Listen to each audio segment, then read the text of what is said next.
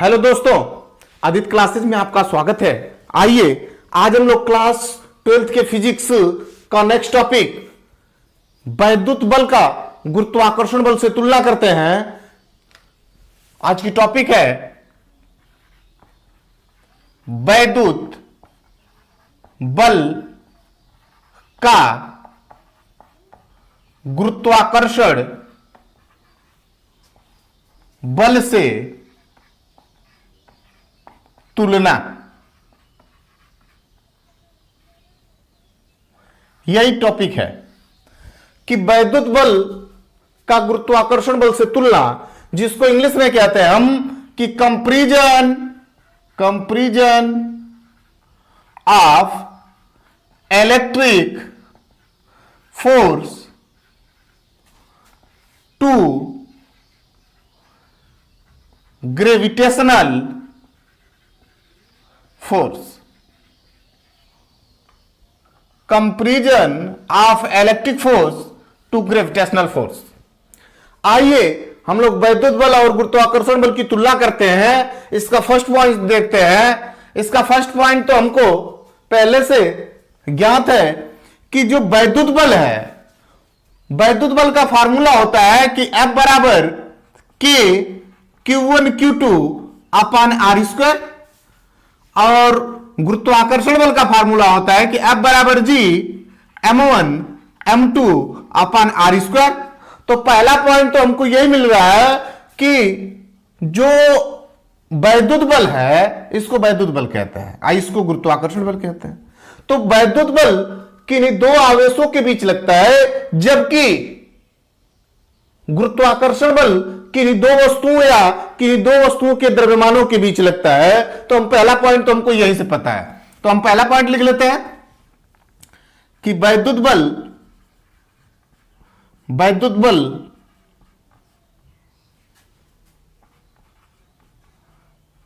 किन्हीं दो आवेशों के बीच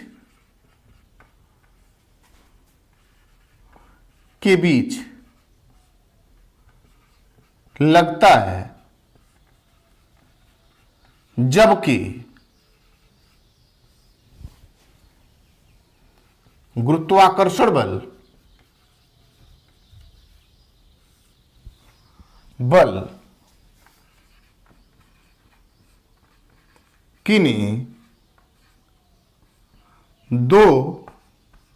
किन्हीं दो वस्तुओं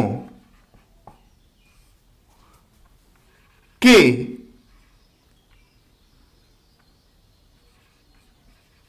द्रव्यमानों के बीच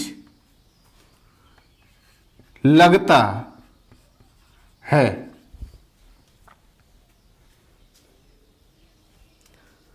दूसरा पॉइंट देखें। दूसरा पॉइंट, पहला पॉइंट कह रहा था कि वैद्युत बल किन्हीं दो आवेशों के बीच लगता है और गुरुत्वाकर्षण बल किन्हीं दो वस्तुओं के द्रव्यमानों के बीच लगता है। दूसरा पॉइंट अगर कहा जाए तो हम कह सकते हैं कि आपने देखा होगा कि हम एक बार बताए थे आपको कि आवेश प्लस चार्ज भी रखता है और आवेश माइनस चार्ज भी रखता है, लेकिन द्रव्यमान केवल एक ही प्रकार का होता है। इसके पास प्लस चार्ज और माइनस चार्ज नहीं होते हैं। तो हम कह सकते हैं कि इसके बीच तो केवल आकर्षण बल लगता है, लेकिन इसके बीच आकर्षण बल भी लगता है, और जब आवेश समान होते हैं तो इनके बीच प्रतिकर्षण बल भी लगता है। तो हम कह सकते हैं कि वैद्युत बल में आकर्षण बल भी होता है और प्रतिकर्षण बल भी होता है, जबकि गुरुत्वाकर्षण बल में ऐसा नहीं होता है। गुरुत्वाकर्षण बल में केवल आकर्षण बल होता है। कि वैद्युत बल में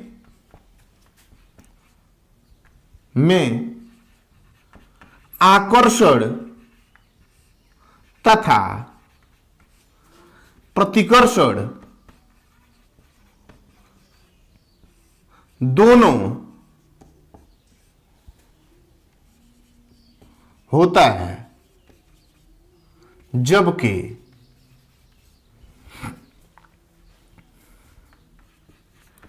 गुरुत्वाकर्षण बल में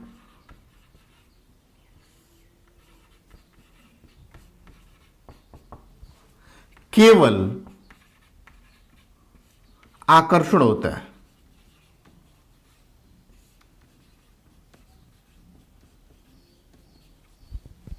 केवल आकर्षण होता है। तीसरा पॉइंट देखा जाए तो हम कह सकते हैं कि वैद्युत बल का मान माध्यम पर निर्भर करता है, जबकि गुरुत्वाकर्षण बल का मान किसी माध्यम पर निर्भर नहीं करता है। तो हम कह सकते हैं कि वैद्युत बल का मान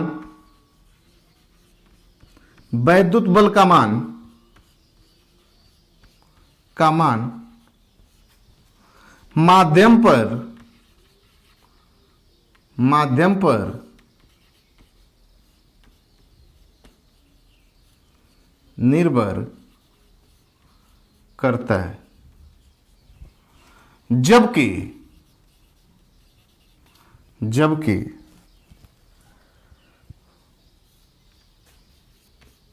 गुरुत्वाकर्षण बल का मान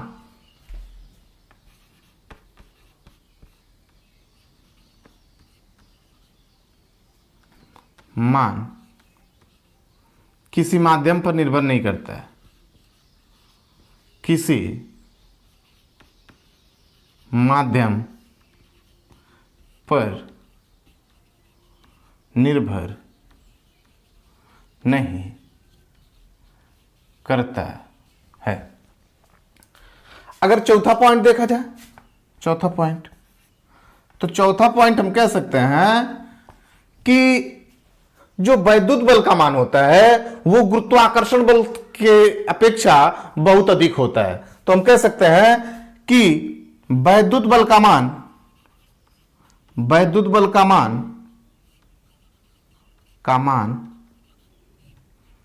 गुरुत्वाकर्षण बल की अपेक्षा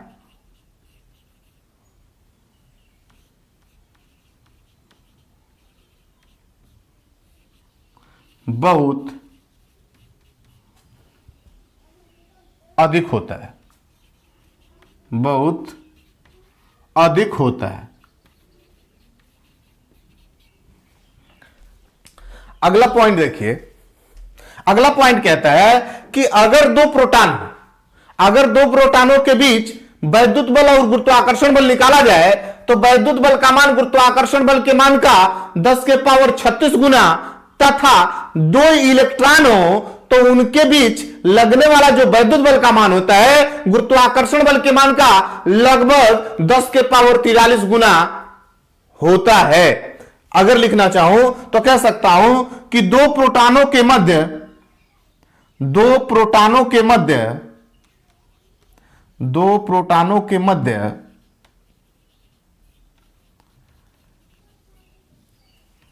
लगने वाला वैद्युत बल गुरुत्वाकर्षण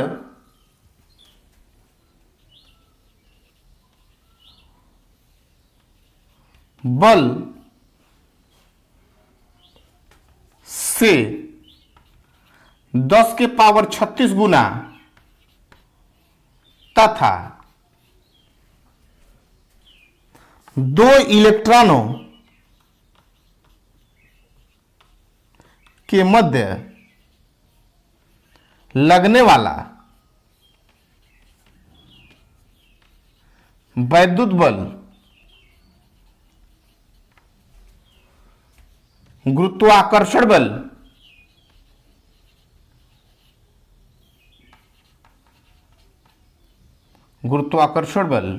से 10 के पावर 43 गुना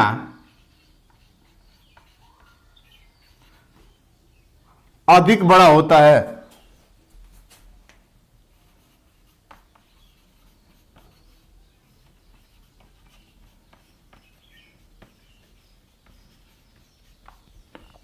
ये था। आइए इस पॉइंट को सिद्ध करते हैं। देख लीजिए, उतारना होगा आप उतार लीजिएगा, आपको स्क्रीनशॉट मारना हो स्क्रीनशॉट मार लीजिए, कॉपी कर लीजिए, जो करना हो कर लीजिए।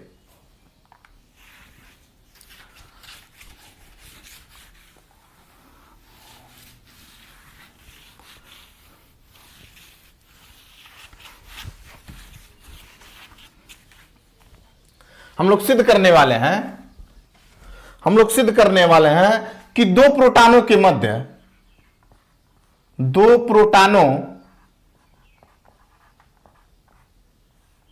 के मध्य वैद्युत बल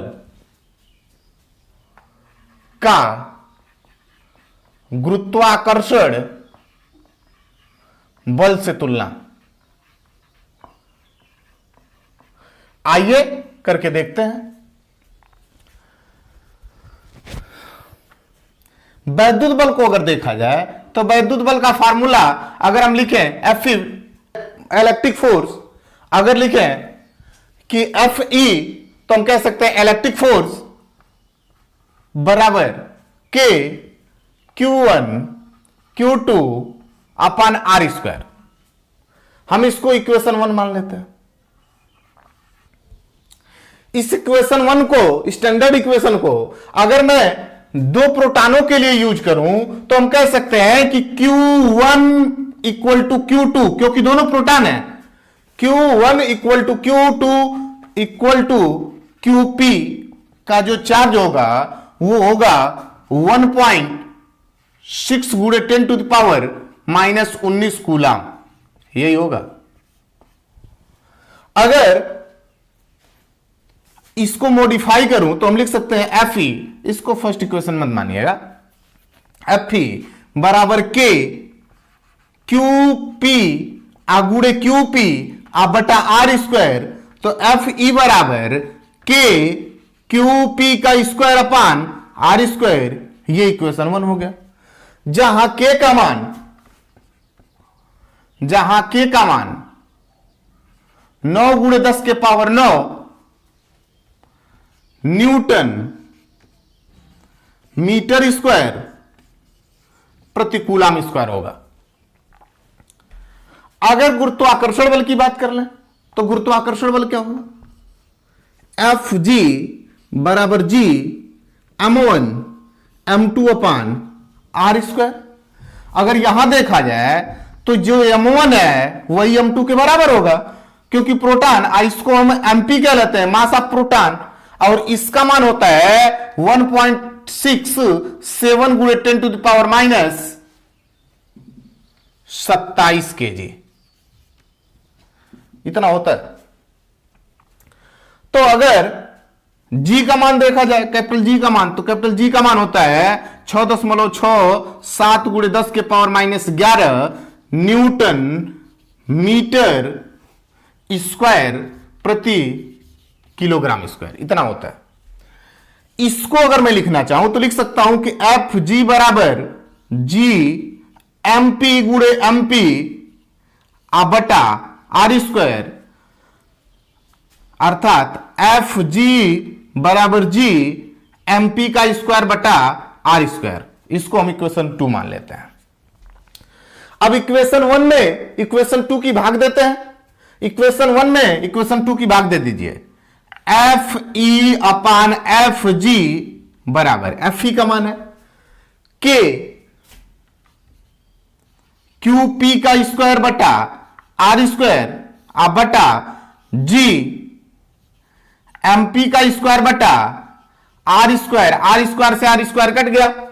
यहां से देखा जाए तो एफ ई बटा एफ जी, इसका मान यहां लिखें 9 गुणे 10 के पावर 9, और क्यूपी का मान भी 1.6 गुणे 10 टू द पावर -19 का स्क्वायर अपान जी का मान 6.67 गुणे 10 टू द पावर -11 गुणे एमपी का मान 1.67 गुणे 10 टू द पावर -27 का स्क्वायर, इतना हो गया।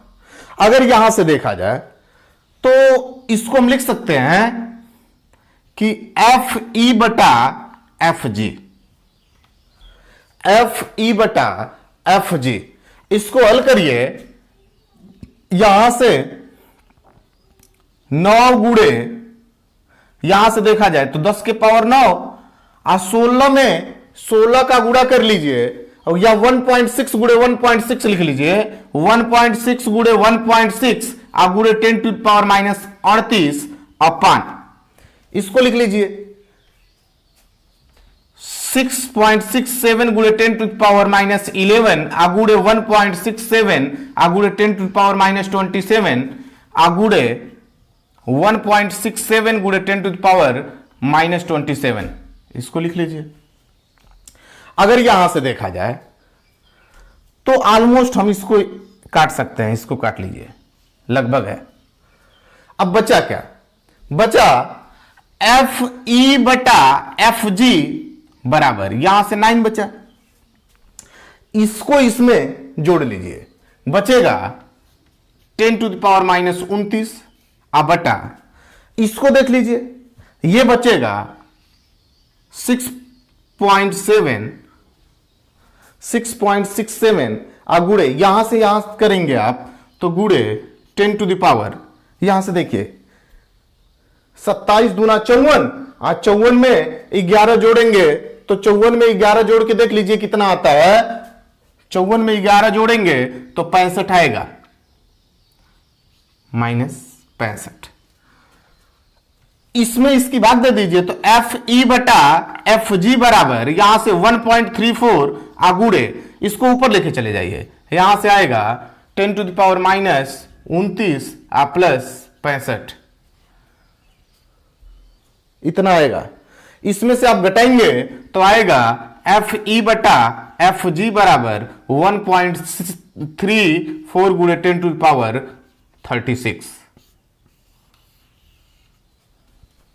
रिलेशन निकाले थे कि एफ ई बटा एफ जी का मान 1.34 गुणे 10 टू द पावर 36 इतना आया था। तो इसको अगर लिखना चाहें तो हम लिख सकते हैं कि एफ ई बराबर 1.34 गुणे 10 टू द पावर 36 गुणे एफ जी। इसका मतलब क्या है? इसका मतलब है कि जो वैद्युत बल का मान है वो गुरुत्वाकर्षण बल की अपेक्षा इतना अधिक है।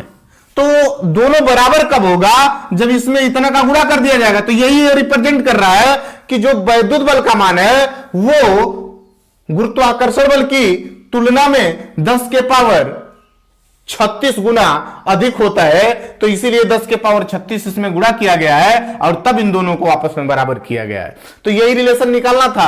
अगला पॉइंट है, आइए अगला पॉइंट कह रहा है कि अगर दो इलेक्ट्रॉनों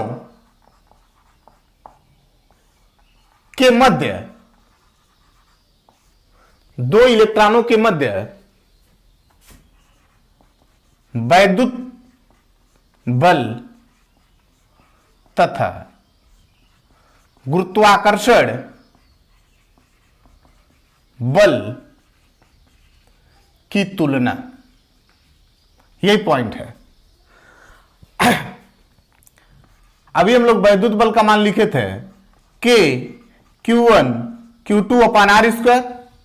चूंकि इसमें दो इलेक्ट्रॉन है तो हम कह सकते हैं कि जो Q1 का मान होगा वो Q2 के बराबर होगा, ये मान QE के बराबर होगा। इसको 1.6 गुणे 10 to the power minus 19 coulomb कहते हैं, इतना कह सकते हैं। तो अगर इसको मैं लिखना चाहूं तो लिख सकता हूं कि एफ ई इक्वल टू के क्यू ई का स्क्वायर बटा आर स्क्वायर, इसको इक्वेशन 1 मान लू। अगर गुरुत्वाकर्षण बल देखा जाए तो एफ जी बराबर जी m1 m2 upon R square होता है। तो m1 m2 का मान m2 के बराबर होता है, ये me के बराबर होता है और इसका मान 9.1 गुणे 10 to the power minus 31 kg होता है, इतना होता है। तो अगर इसको लिखना चाहें तो हम लिख सकते हैं कि एफ जी बराबर जी एम ई का स्क्वायर बटा आर का स्क्वायर, यह समीकरण हो गया 2।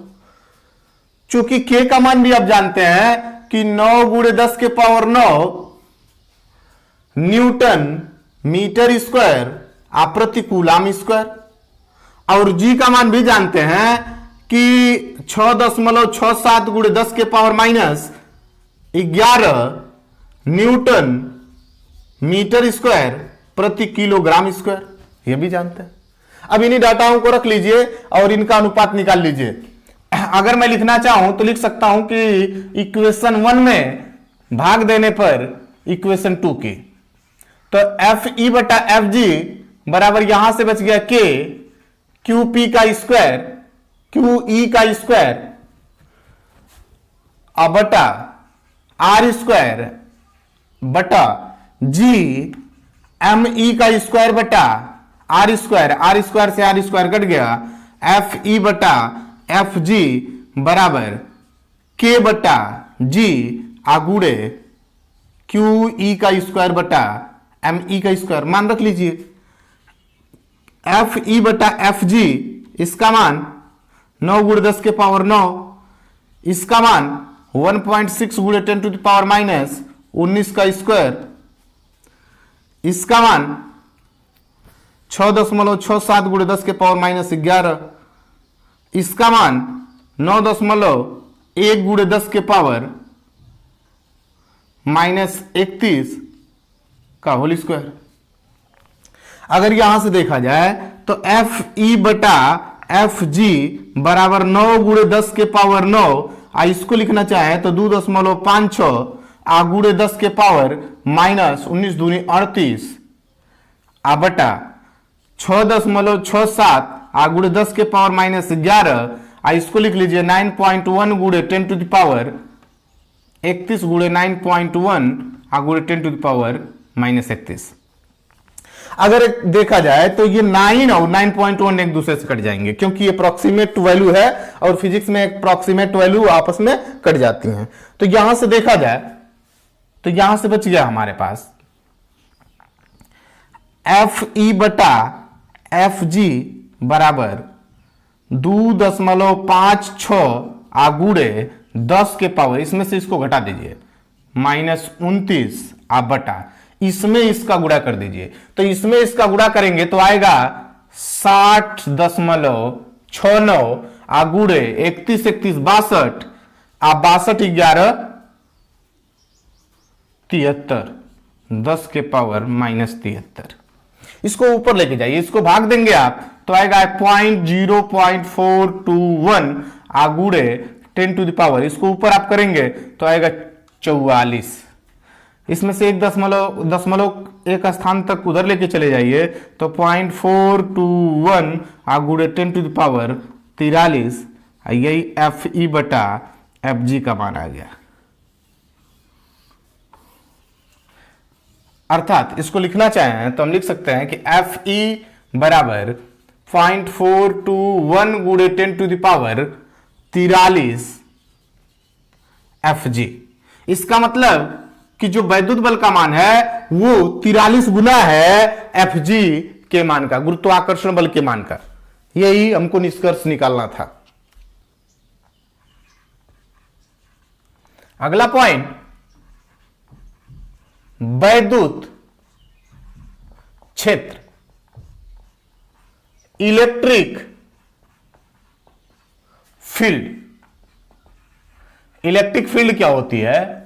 अगर आपसे कोई पूछ दे कि इलेक्ट्रिक फील्ड किसे कहते हैं तो आप कहिएगा कि किसी आवेश के चारों ओर का वह क्षेत्र जिसमें कोई अन्य आवेश आकर्षण अथवा प्रतिकर्षण का अनुभव करता है, ऐसे क्षेत्र को हम वैद्युत क्षेत्र कहते हैं। मतलब अगर लिखना चाहे तो कह सकते हैं कि किसी आवेश के चारों ओर का वह क्षेत्र जिसमें कोई अन्य आवेश आकर्षण अथवा प्रतिकर्षण का अनुभव करता है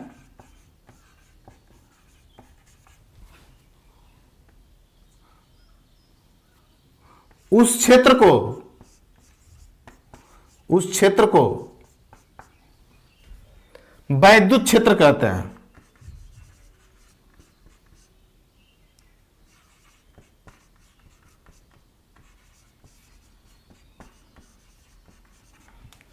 मतलब अगर आपसे कोई वैद्युत क्षेत्र पूछे तो किसी आवेश के चारों ओर का वह क्षेत्र जिसमें कोई अन्य आवेश आकर्षण अथवा प्रतिकर्षण का अनुभव करता है, वो उस क्षेत्र को वैद्युत क्षेत्र कहते हैं। उस क्षेत्र को हम लोग वैद्युत क्षेत्र कहते हैं। इसके बाद आता है वैद्युत बल रेखाएं। वैद्युत बल रेखाएं किसे कहते हैं? वैद्युत बल रेखाएं। अगर आपसे कोई पूछे कि वैद्युत बल रेखाएं किसे किसे कहते हैं, इलेक्ट्रिक फोर्स लाइन किसे कहते हैं, इलेक्ट्रिक फोर्स लाइन, वैद्युत बल रेखाएं।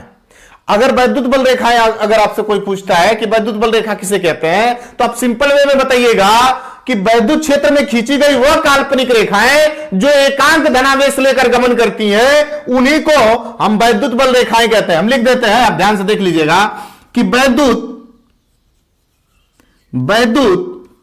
क्षेत्र में खींची गई, वैद्युत क्षेत्र में खींची गई वह काल्पनिक रेखा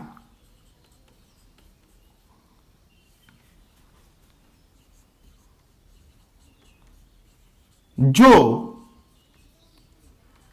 एकांक धनावेश लेकर गमन करती है,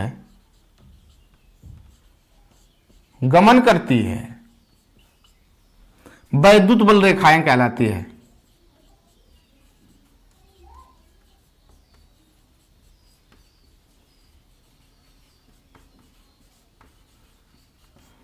वैद्युत क्षेत्र में खींची गई वह काल्पनिक रेखा जो एकांक धनावेश लेकर गमन करती है, वैद्युत बल रेखाएं कहलाती है। ये रहा आज का डाटा। Thank you class.